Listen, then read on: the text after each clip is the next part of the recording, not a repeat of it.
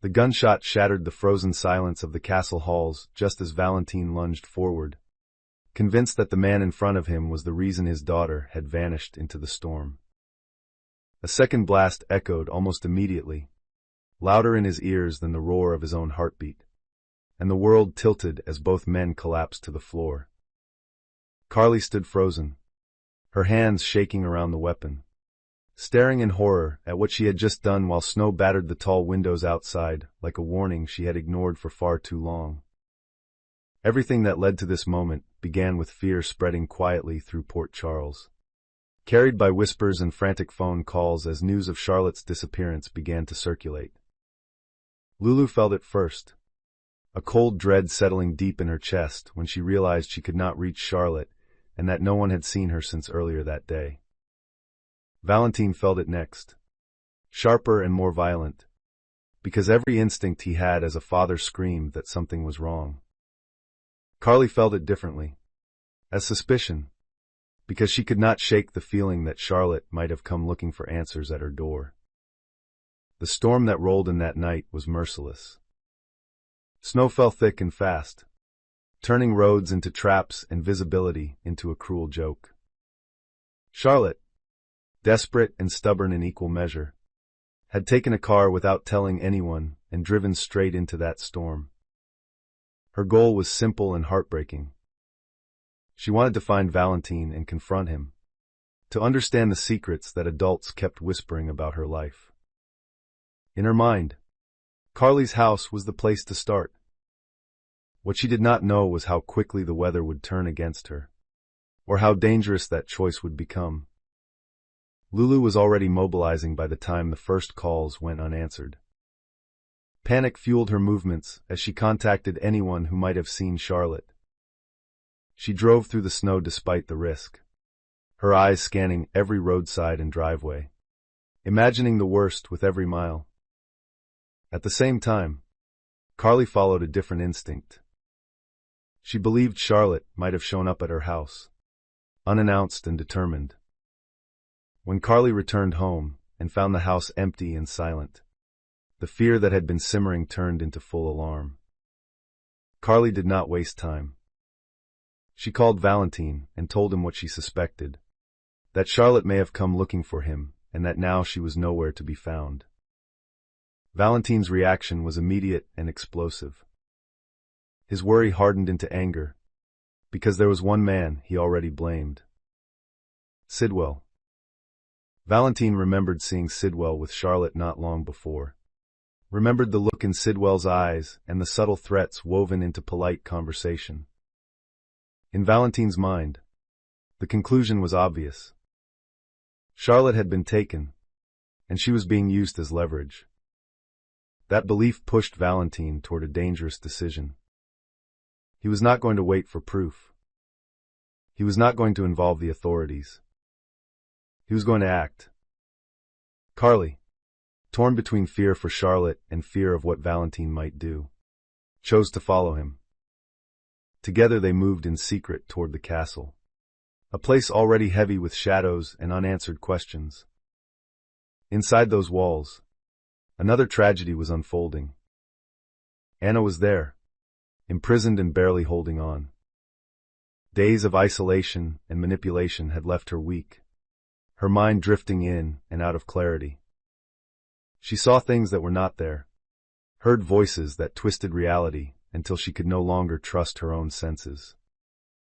The cold stone rooms felt endless, and hope was something she struggled to remember. Valentin and Carly entered the castle cautiously, tension thick between them. Every hallway felt like a trap, every sound a threat. Valentin's focus was singular. He believed Charlotte was there, locked away just like Anna, terrified and alone. Carly searched nearby rooms, calling out softly, hoping for any sign of the missing girl. That was when Valentin found Anna. The sight stopped him cold. Anna was thinner, pale, her eyes unfocused as if she were looking through him rather than at him. She did not recognize him at first. In her fragile state, she thought he was another vision, Another trick of her exhausted mind. Valentin's shock turned into guilt and determination all at once. He promised her he was real, that he was there to get her out, even as he knew time was slipping away. Carly continued her search, unaware that the situation was spiraling out of control. Somewhere else in the castle, Sidwell noticed movement through surveillance feeds and instinctively moved to intercept. He confronted Valentin just as Valentin was helping Anna stand, and the confrontation ignited instantly. Valentin did not listen. He did not ask questions. Believing his daughter was suffering somewhere nearby, he attacked Sidwell with raw desperation.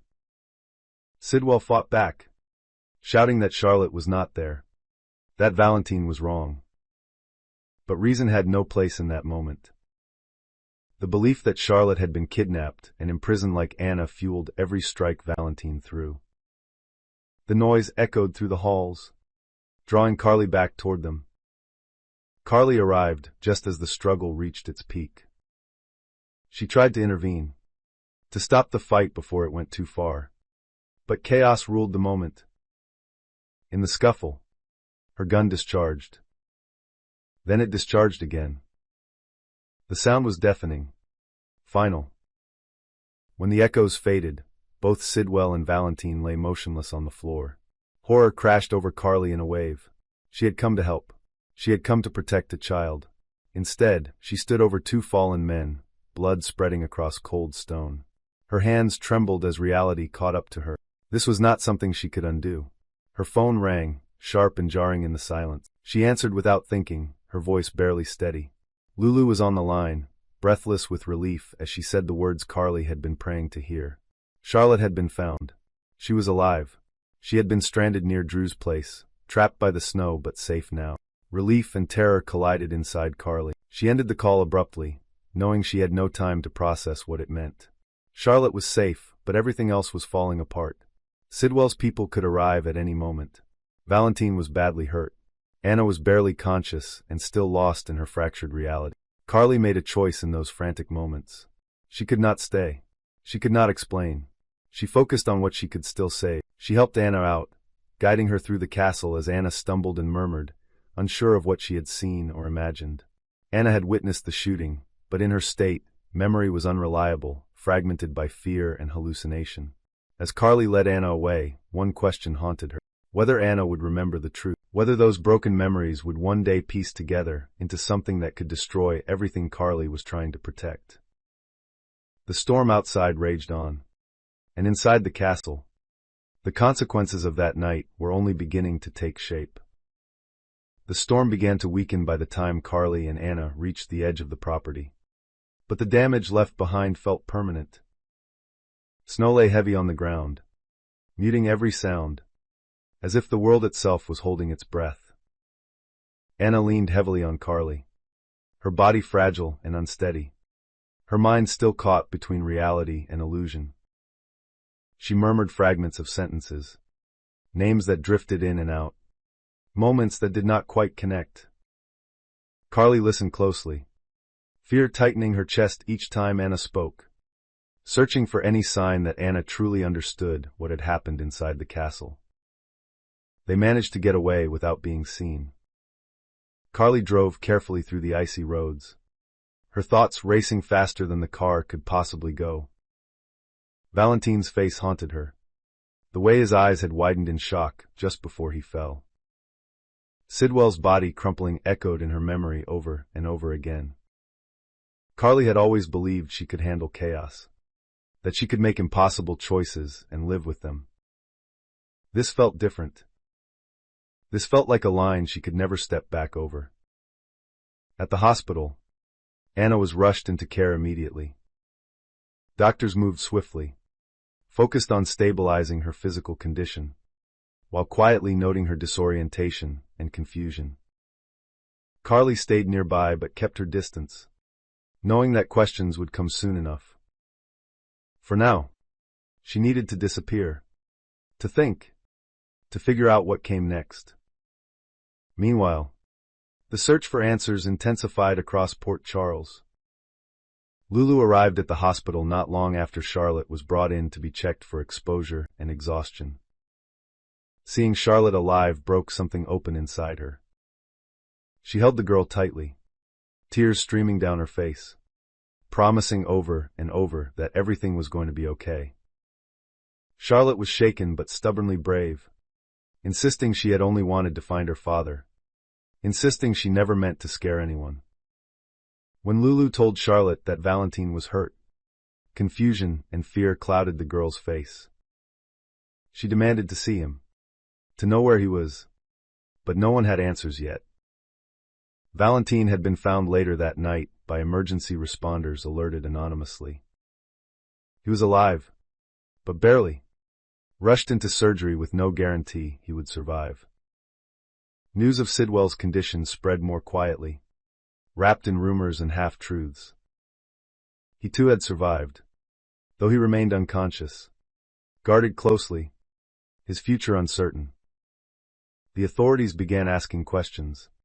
Questions Carly desperately hoped would not lead back to her. Valentin hovered between life and death for days. Machines breathed for him while doctors spoke in cautious tones. Lulu visited when she could, standing at his bedside, torn between anger and grief. She blamed him for Charlotte's fear, for the secrets that had pushed the girl to run into a storm. Yet seeing him so still, so vulnerable, softened her rage into something more complicated. Charlotte visited too, slipping her small hand into his larger one, whispering apologies he could not hear. Carly stayed away from the hospital at first, knowing her presence might raise suspicions or stir emotions she was not ready to face. Instead, she waited for news about Anna. When Anna finally woke fully, the question Carly dreaded loomed closer. What did Anna remember? At first, Anna remembered very little. She spoke about darkness, about voices, about believing she was alone forever. She remembered seeing Valentin, or at least believing she did. Doctors explained that hallucinations were common after prolonged trauma and isolation. Carly clung to that explanation like a lifeline. But memories have a way of resurfacing when least expected.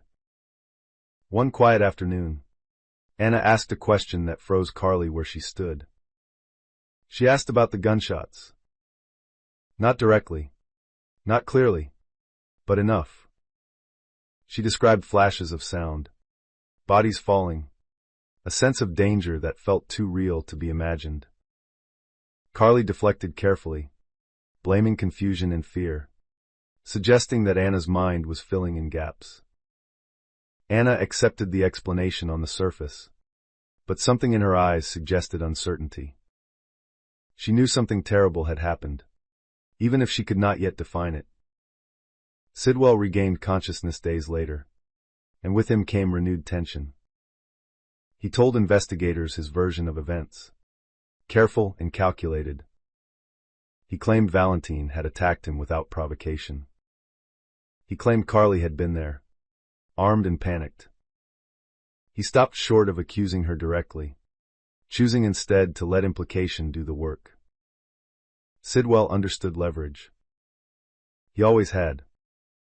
Valentin finally woke, disoriented and weak. His first word was Charlotte's name. Relief washed through the room when he learned she was safe. That relief quickly turned to confusion as fragments of memory returned. He remembered being at the castle. He remembered Anna. He remembered Sidwell. The shooting itself was blurred, lost in pain and shock. When Carly eventually stood at Valentin's bedside, the air between them was heavy with unspoken truth. Valentin looked at her with gratitude and suspicion intertwined. He thanked her for helping Anna.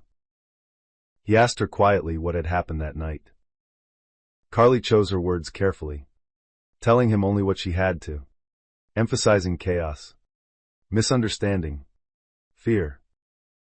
Valentin sensed there was more, but he was too weak to push. For now, survival mattered more than answers. As weeks passed, the immediate crisis faded, but the consequences remained. Sidwell recovered enough to begin maneuvering, using lawyers and quiet threats to protect himself. He made it clear to Carly through intermediaries that silence benefited them both. If the full truth came out, everyone would lose. Anna's memories continued to sharpen slowly. She recalled more details about her captivity, about Sidwell's manipulation, about feeling watched. The shooting remained hazy, like a dream that slipped away when she reached for it. Yet one evening, she told Carly something that made her heart pound. She said she remembered Carly holding a gun. Not firing it, just holding it. Carly realized then that control was slipping. Anna might never remember everything, or she might remember enough to change everything. The weight of that uncertainty pressed down on Carly, forcing her to confront what she had done and why. In the end, it was Charlotte who shifted the course of events. She asked Carly one simple question, her voice small but steady. She asked if what happened was her fault.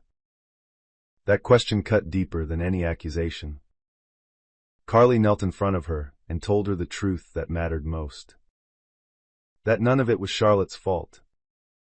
That adults make choices, and sometimes those choices have terrible consequences. Valentin overheard part of that conversation. Something clicked into place for him. He did not have all the facts, but he understood enough. He chose, consciously, not to dig further. He had nearly lost his daughter. He had nearly lost his life. He was not willing to lose what little peace he could still claim. Anna eventually regained enough clarity to decide for herself what she believed. She confronted Sidwell publicly about her imprisonment, ensuring he would face consequences regardless of what he said about that night. The shooting faded into the background, absorbed into a larger story of crime and rescue. Carly lived with the truth quietly, carrying it with her every day. She watched Charlotte laugh again. She watched Valentin rebuild his relationship with his daughter. She watched Anna regain her strength. The storm had passed, but its echoes remained. In the end, there were no clean victories, only survival, fragile forgiveness, and the knowledge that some nights change everything forever, even when the world pretends to move on.